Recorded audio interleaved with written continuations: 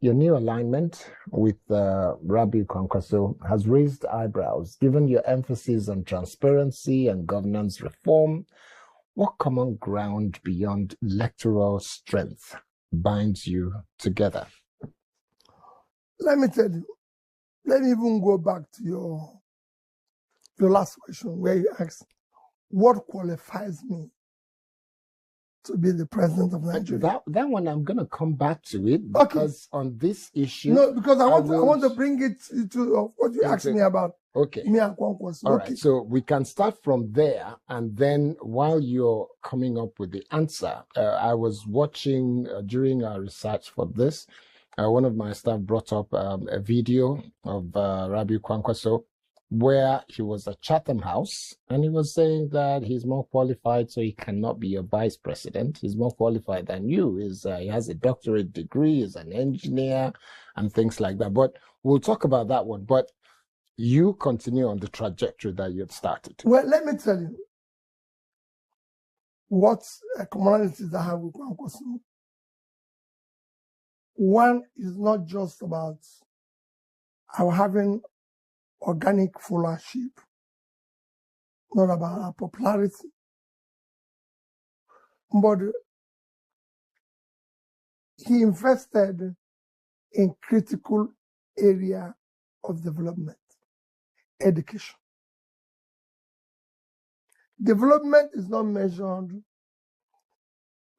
by tall buildings or by flyovers. They're measured in three things. Health, which is your life expectancy, which Nigeria today is 54, the lowest in the world. Education, our literacy rate is below 60%. When all our other comparable nations, Indonesia, Bangladesh, Philippines, all of them, Egypt, are all above 80. So you could see, these are measures of development. Pulling people out of poverty, you're still home to the highest number of people living in poverty in the world. So he tackled a critical area, education, and had maintained on the need to pull the poor people out of poverty. I believe that two of us will serve the country well. So would you say it was political expediency when Dr. or Engineer Kwankwaso went to Chatham House and said that he is more qualified than the person that some people were asking that he well, you know, qualification is just as a description of it. It's a perspective. It depends on where you're coming from. He said he's more qualified because he has a PhD, which is not bad. He has a PhD, and I don't have a PhD. But you know, today in the country, I would say yes, some experience is more. You know, he's been exposed, minister, in this, and this. There's no doubt about that. So I don't think his claim was wrong. But for what Nigeria needs today, Nigeria needs a wealth creator. It needs a wealth manager. I have built business from scratch to a reputable business locally and internationally. So when some created people, wealth, when some I've been look at nobody today in this contest, including the president, can claim to have passed through my experience. So that's what Nigeria has never had before. Yeah. Okay, so I'm sorry, I'm going to have to interject because I am thinking that how do you respond to those who continue to go on social media and say Peter Obi is just a man who is involved in buying and selling, when they say he's just a trader? How do you respond to them? Trader trading is one of the most difficult jobs you can do in the world. If it was easy, everybody would be trading and making money. I can tell you that, Kade. In terms of education, for example, Kade, I've been to the best schools in the world. I've done programs, and I mean programs that took months, from London School of Economics to Oxford to Cambridge. These three I call them. I'm not just, I'm alumnus of all the three.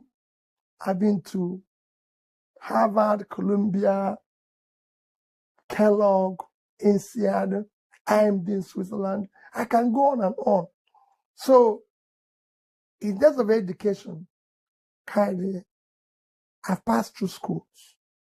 But education is not the same thing as creating and doing it.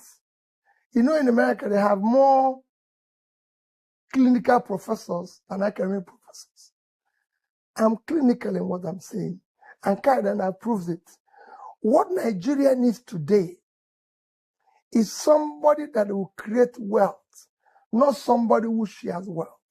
What Nigeria needs today is somebody who can manage their resources more efficiently and save for the future.